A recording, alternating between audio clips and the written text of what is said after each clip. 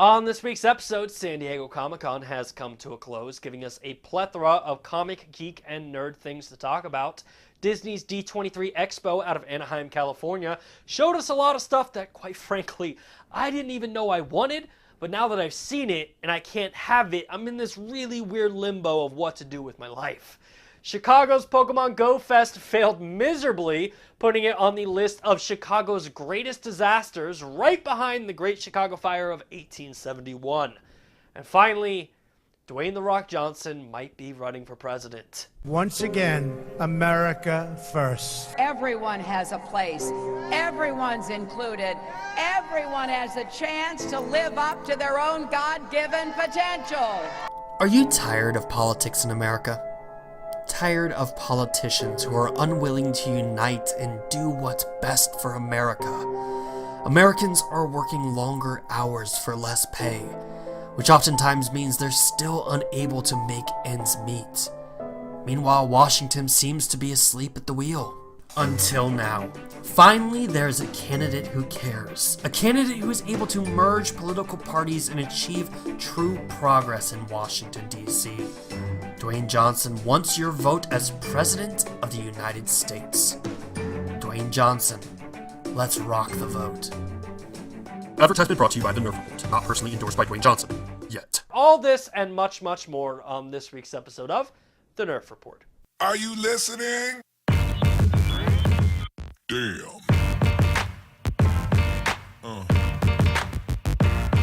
Yeah. Yeah. Yeah.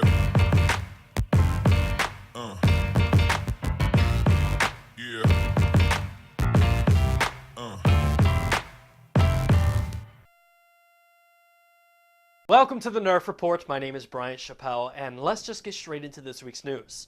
Disney's D23 event rocked Anaheim, California this week, and it rocked the rest of the world with one question of, what the hell does D23 even stand for?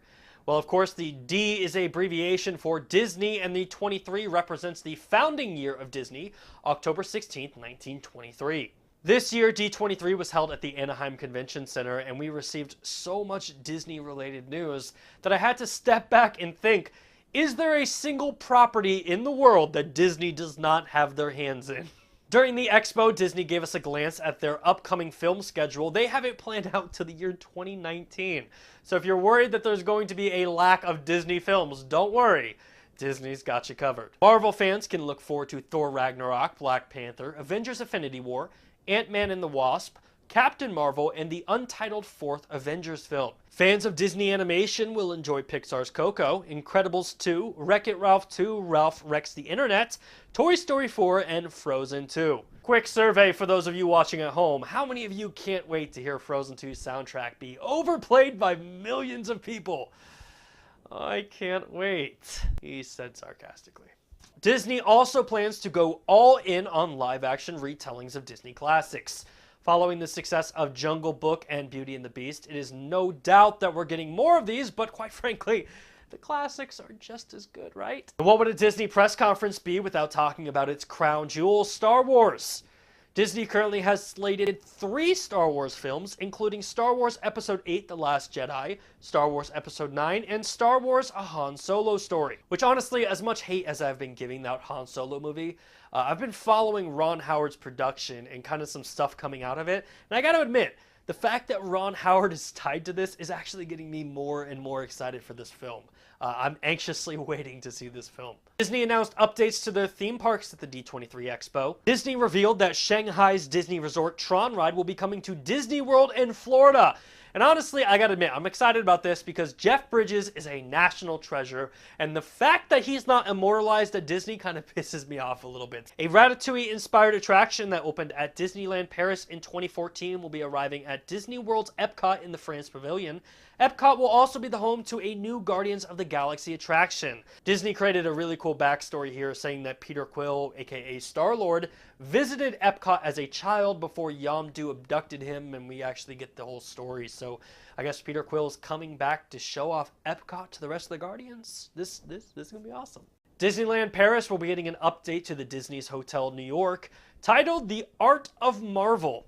The reimagination of the hotel will transport guests into the world of superheroes with comic art, costumes, and much more. Honestly, if I was an Imagineer and I was in charge of this, every single room would have Jarvis. Come on, Disney. That's got to be a no-brainer at this point, right? Getting awoken by Jarvis every single morning? Make it happen. Toy Story Land will be opening next summer at Disney Hollywood Studio in Florida, along with California Adventure's Paradise Pier getting renamed Pixar Pier. And finally, the news you've been looking for.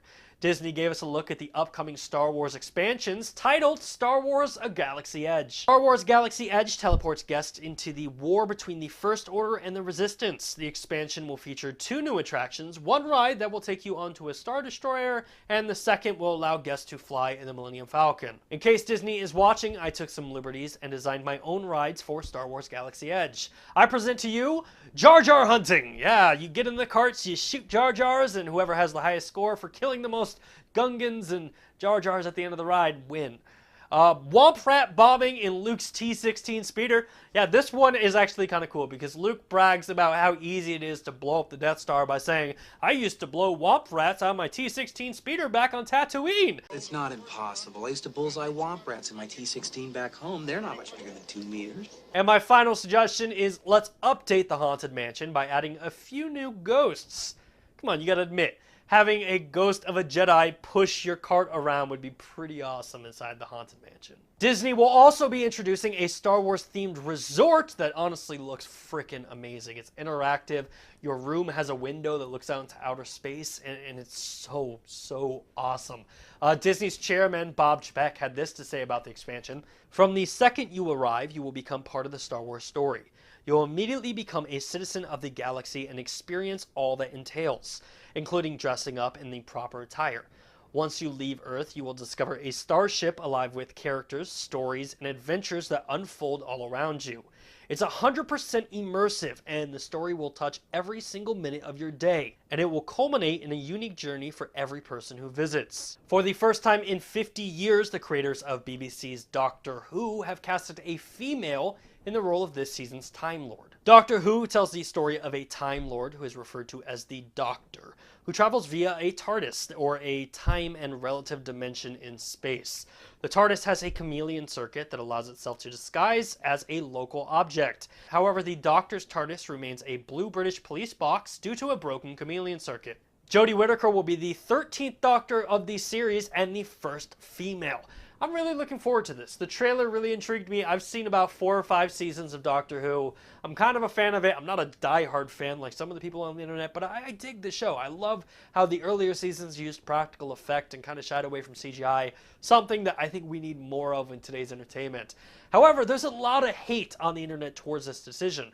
A lot of people are feeling that casting the Doctor as a female kind of jeopardizes the integrity of the show. You know, there's people literally out there saying it's always been a man. Why does there have to be a female? To that I say the Doctor's own storyline is that if the Doctor is mortally wounded or is about to die, they can reincarnate and turn themselves into a new image and a new personality. Nowhere in that lore does it say the Doctor has to be a man or the Doctor has to reincarnate into the same sex.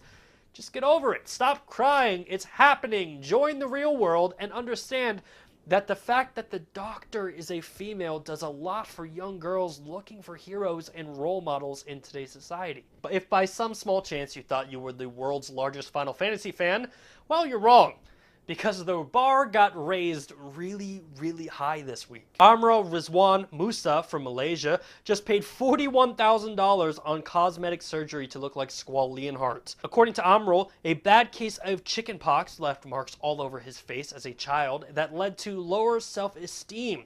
Amro went on to explain, I was obsessed with anime characters and I felt ashamed that I looked the way I did back then. So I decided to undergo plastic surgery to boost my confidence. San Diego was invaded by nerds and geeks alike for the annual San Diego Comic-Con.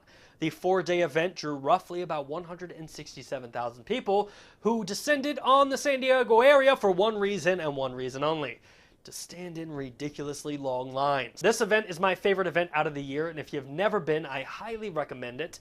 It's definitely worth attending. And I know how hard it is to get tickets, but understand, if you get a ticket and you're questioning whether or not you go, go. This year was a big year for San Diego Comic-Con. DC had their Justice League, Marvel had the Infinity War, AMC had The Walking Dead, and many more were all expected to drop bombshell announcements throughout the event. This year's DC panel gave us a look into the timeline for the upcoming film release. DC plans on releasing Shazam, Suicide Squad 2, The Batman, Justice League Dark, Flashpoint, Wonder Woman 2, Green Lantern Corps, and Batgirl. Jason Momoa showed up to the DC panel, walking through the crowd with the Aquaman trident in his hand, and wanted to give fans an update from the film's set. Director James Wan explained that Aquaman will be an origin story, so we'll actually get to see the story of Arthur Curry in the city of Atlantis. Following a message from director James Wan, the rest of the Justice League joined Jason Momoa on stage. Ben Affleck, Ezra Miller, Ray Fisher, and Gal Gadot were all present for the panel. Personally, it seems kind of irresponsible when you think about it. Like, the entire Justice League in one room. That's a huge target for Lex Luthor, the Joker, or, I mean, even Brainiac to hit. What were they thinking? Very interesting thing to point out is prior to this panel, it was rumored that Ben Affleck was done with being Batman, and after the Justice League film, he was done being the Caped Crusader. At the panel, Ben Affleck put the rumors to rest by saying, "Let me be clear, Batman is the greatest fucking part in the world. I am thrilled to do it. I will be in Matt Reeves' film, even if I'm an ape in the background." DC also unveiled a brand new trailer for the upcoming Justice League film. The trailer gives us our first look at the villain Steppenwolf, along with telling us the backstory as what leads to the forming of the Justice League.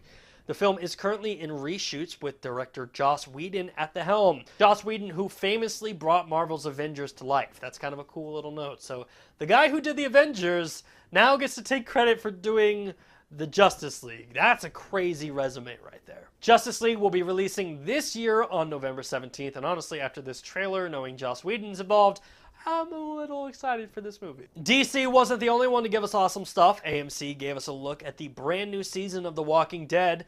There is so much death coming this season, and I can't wait. Steven Spielberg gave us a trailer for Ready Player One, and before San Diego Comic-Con, I had heard rumors of this movie, and honestly, had no idea what it was, but this trailer looks so innovative and really special. Amazon gave us a look at their reboot for The Tick. We also received a teaser for the sequel of Guillermo del Toro's Pacific Rim. And finally, we got Marvel, and as you can imagine, Marvel did what they normally did and broke the fucking internet. During the Marvel panel, they took the opportunity to update fans on the upcoming Ant-Man and the Wasp film.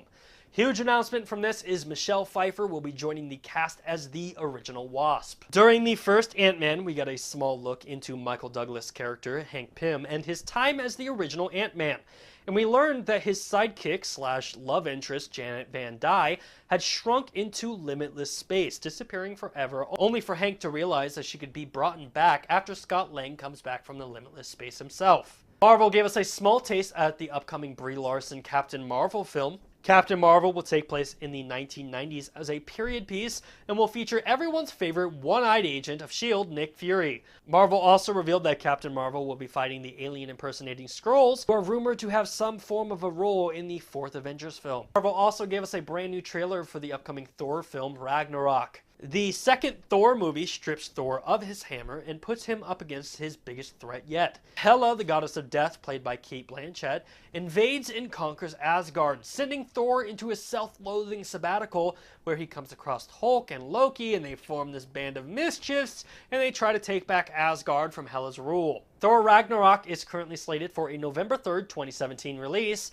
and with director Taika Waititi at the helm, who also directed Hunt for the Wilderpeople, which was a smash hit, and a lot of people didn't see it, this gets me really excited. He's a great director. Fans hoping to get a deeper look into the upcoming Marvel's Black Panther film certainly got one. Marvel shared some footage from the upcoming Black Panther film, and honestly, it gave the film a very spy thriller style. Plus, it's got an awesome cast. Look at the IMDb page. There's so many good names tied to this. Black Panther was, of course, introduced in Captain America Civil War, but the upcoming solo Black Panther film will be releasing in February of 2018. Marvel also gave a small teaser for the upcoming Avengers Infinity War movie, slated for May 4th, 2018. Infinity War ties together the past 10 years of Marvel films, bringing every single hero into this movie. And honestly, the trailer leaked, I watched it, but out of respect to Marvel, I can't share it on here until they post it themselves. The small teaser brought the Guardians of the Galaxy into the world of the Avengers, and they must team up to defeat Thanos, who plans on destroying Earth. This teaser had so many superheroes in it: Spider-Man, Captain America, Winter Soldier, Black Panther, Doctor Strange. Dare I go on, but honestly, I am kind of concerned about this movie. Avengers Age of Ultron felt really crowded at times. Like, they didn't let the characters breathe just because there were so many characters in it. I'm really intrigued to see how they treat Infinity War, seeing like there's probably 3 times the amount of characters that there were in Age of Ultron. But of course, like always, I want to know what you think. What did you think of San Diego Comic-Con? Were there any announcements that I missed that you're personally excited about? Do you think DC or Marvel had the best panel? What'd you think about that Walking Dead trailer? Are you excited as I am, or are you looking forward to death in The Walking Dead? Let me know in the comment sections down below. This weekend, Niantic hosted Pokemon Go Fest in Chicago, Illinois. However, the event really didn't go as planned. The ticketed event brought in players from around the world to Chicago's Grant Park, and Niantic had set up goals or challenges for players at the event, saying if you caught X amount of rock Pokemons, we would give the entire world this reward. And of course, if you hit all of the goals and all the achievements, they would release legendary Pokemon. Well, it didn't really go that way. Please help me welcome to the stage the CEO of Niantic, Mr. John Hankey. We can't play! We can't play! We can't play! We can't play! Your Team Instinct correspondent. We have maybe 10 before you guys have to catch all the Pokemon. Overall with GoFest, how are you feeling today? Honestly, it was a great success. Yeah? I've had some catches that make... A personal great success. Yeah. I've had some catches that make it worth it. Unfortunately, the event was plagued by server issues, long lines, players not being able to catch any Pokemon or defend any gyms or visit any Pokestops. In fact, during their live streams, the frustration at the Pokemon Go event got so heated that one of the attendees decided to do this despicable act to the speaker on the stage. We have our 6 Pokemon types here that you've got to catch to unlock our global rewards. Just a reminder, you gotta catch fire type, water, gotta catch fire type, water. Unfortunately, the bad news did not stop there for Niantic. In fact, during the live stream, they cut to this player who clearly was having issues with the game.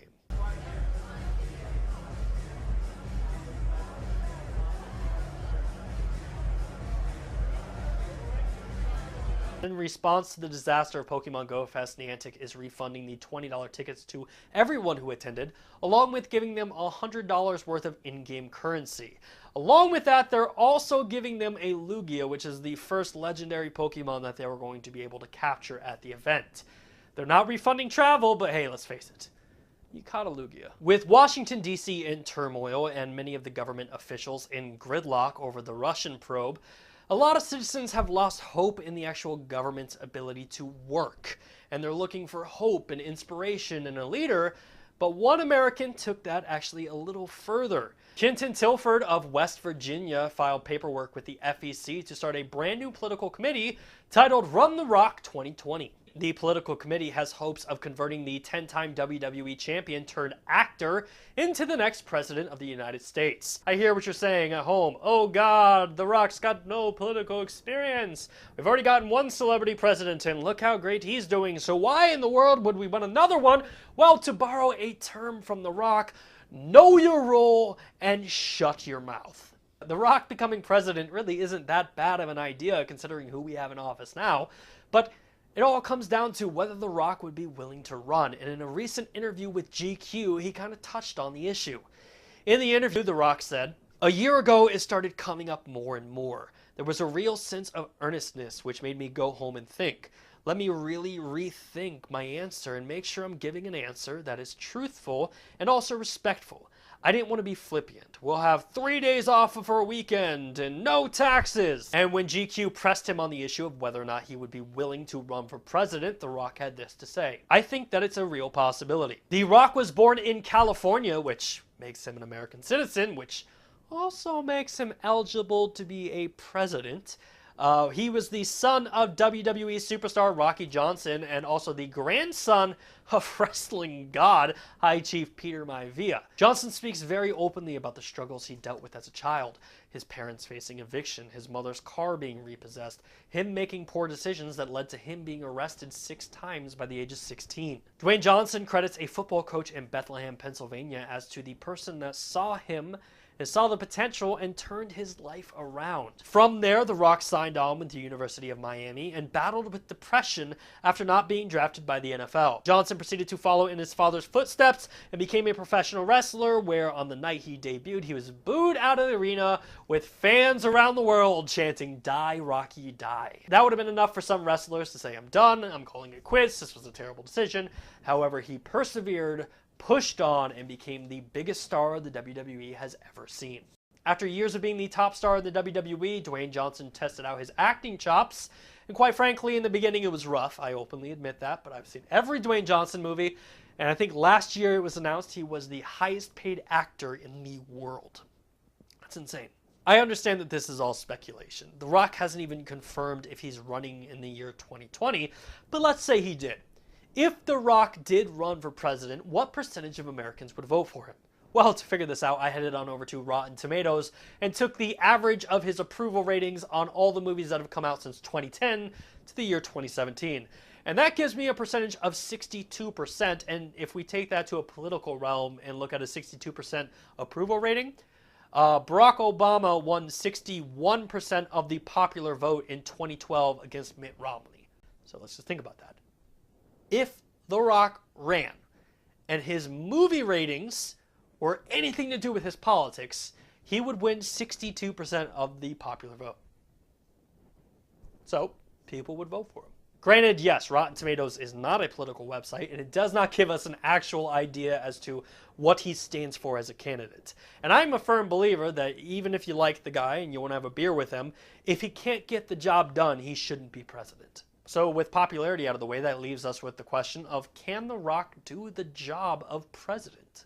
Well, The Rock is a 10-time WWE World Champion, so he has drive, passion, and determination.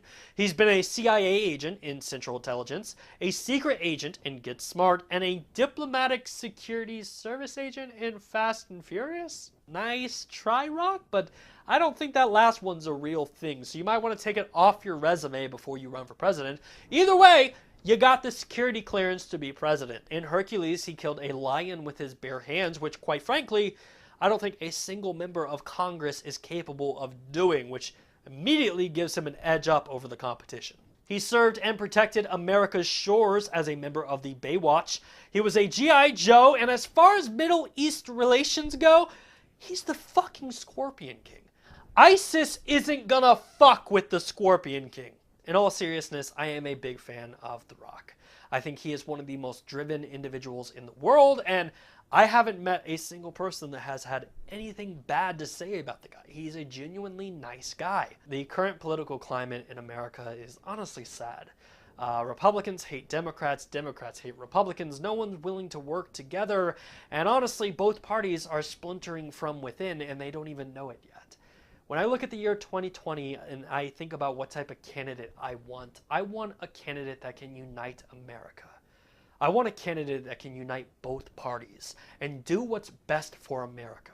At the end of the day, The Rock has a charming personality and a massive fan base. So if he were to run for any office, senator, governor, mayor, representative, he probably would win those. But would he win the president? I don't know. And the question even goes, will he run? That's what the question we're waiting for, is will The Rock run for president in the year 2020? It is important to note, his IMDb page ends in 2019. He has nothing planned past the year 2019, leaving the year 2020 open. So, he's probably going to run. Once again, America first. Everyone has a place. Everyone's included. Everyone has a chance to live up to their own God-given potential. Are you tired of politics in America? Tired of politicians who are unwilling to unite and do what's best for America? Americans are working longer hours for less pay, which oftentimes means they're still unable to make ends meet. Meanwhile, Washington seems to be asleep at the wheel. Until now. Finally, there's a candidate who cares. A candidate who is able to merge political parties and achieve true progress in Washington, D.C. Dwayne Johnson wants your vote as President of the United States. Dwayne Johnson, let's rock the vote. Advertisement brought to you by the Nerf Report, not personally endorsed by Dwayne Johnson. Yet. That is it for this week's episode. We got politics, we got fandoms, we got movies, we got superheroes, we got Star Wars, we got a little bit of everything. But I just want to say thank you for watching. And if you made it this far, congratulations. Achievement unlocked. You deserved this one. If you like what you saw, hit the subscribe button, drop us a like, maybe give us a comment, but more importantly, share it with your friends. Until next time, my name is Bryant Chappel. You are you, but more importantly, this is the Nerf Report. Are you listening? Damn.